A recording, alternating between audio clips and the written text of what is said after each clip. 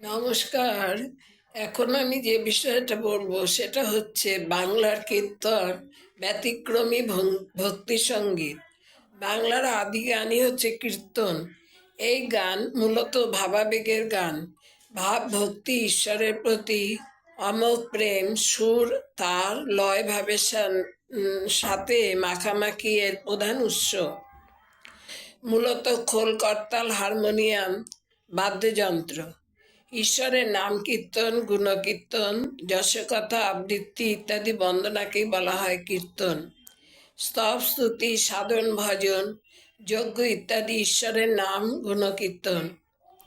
ভারতীয় সংস্কৃতিতে অতি প্রাচীন হলেও শ্রী চৈতন্য মহাপ্রভু মধ্যযুগে এই ধরাধামে শ্রীধাম নবদ্বীপের মাটিতে এসে সহজ সরল ভাবধারায় নাম কীর্তন আনলেন। নাম কীর্তনে আনলেন এক বৈপ্লবিক পরিবর্তন। শ্রী চৈতন্য মহাপ্রভু ঈশ্বরের নাম কীর্তনে 9 প্রকার ভজনের কথা দেখালেন।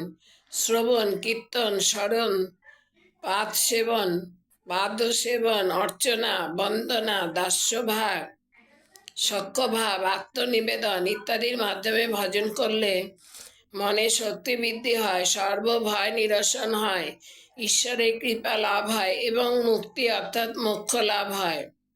কীর্তন সাধারণত 2 ধারায় পাওয়া যায়। একটি হচ্ছে প্রথমত নাম কীর্তন, অন্যটি রাধাকৃষ্ণের প্রেমলীলা কীর্তন।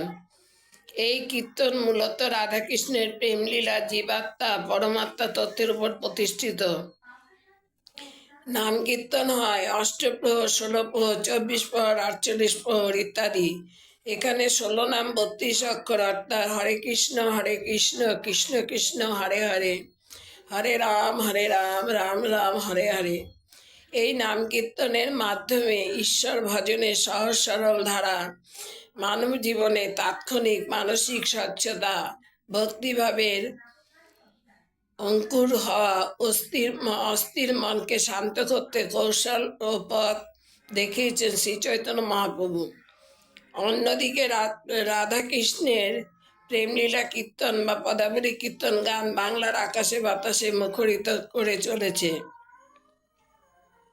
শ্রী চৈতন্য মহাপ্রভুর কল্পিত অসমাপ্ত পালা কীর্তনের প্রথম ধারক বাহক হলেন শ্রী নরোত্তম দাস ঠাকুর। কেতুরীর মহোৎসবে এই পালা কীর্তনের প্রচলন করেন তিনি। এই পদাবলী কীর্তনকে 8 প্রকার নায়িকা হিসাবে ভাগ করা হয়: অভিসারিকা, বাসক সজ্জা, উৎকণ্ঠিতা, বিপ্রলব্ধা, খণ্ডিতা, কলহান্তরিতা, প্রসিত ভত্রিকা, স্বাধীন ভত্রিকা। পালা কীর্তন সাধারণভাবে পালাক্রমে গাওয়া হয়ে থাকে। রাধার পূর্বরা, কৃষ্ণের পূর্বরা, গোষ্ঠ, উত্তর গোষ্ঠ, খণ্ডিতা, বাজিকর,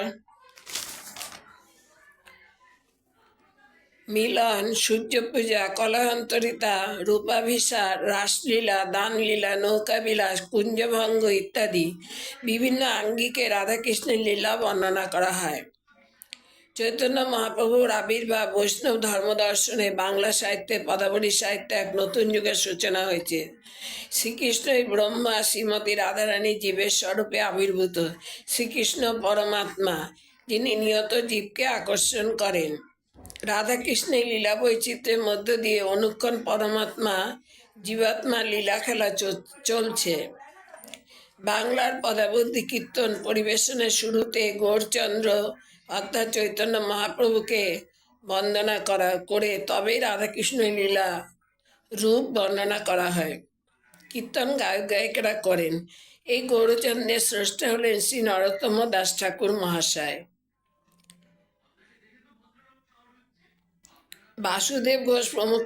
এখানে হচ্ছে বৈষ্ণব পদাবলীতে রাধাকৃষ্ণের অলৌকিক লীলার পদগুলি তৎকালীন বৈষ্ণব কবিগান বিদ্যাপতি, চণ্ডীদাস, জ্ঞান দাস, গোবিন্দ দাস, বলরাম দাস, রঘুনাথ দাস, অনন্ত দাস, নরোত্তম দাস, বাসুদেব ঘোষ প্রমুখ শ্রেষ্ঠ কবিগানের লেখনীতে হৃদয়গ্রাহী হৃদয়রঞ্জন হয়ে উঠেছে।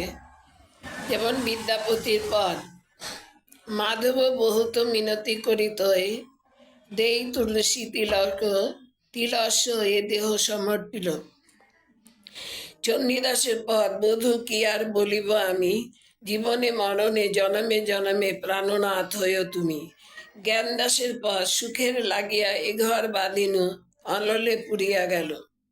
গোবিন্দ দাসের পদ মন্দির বাহির কঠিন কপাট, চলইতে শঙ্কিল পঙ্কিল বাট, তৈ অতি দূরতর বাদর দোল, বাড়ি কি বারোই নীল নিচল।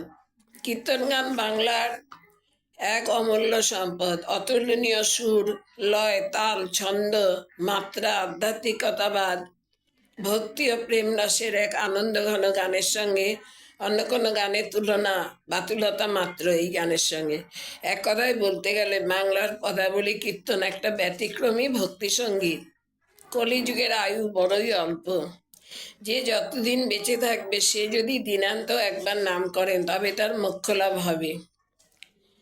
16 নাম 32 অক্ষর হরিনাম তত্ত্ব অতি বড় গুরুতর, মাধুর্য মহিমা তত্ত্ব ইহাতে জানিবে, রাধাকৃষ্ণ নিত্যধাম অবশ্য পাইবে, হরে নাম হরে নাম হরে নামৈব কেবলম, কলৌ নাস্তেইব নাস্তেইব গতির অন্যথা। আজ এই পর্যন্ত।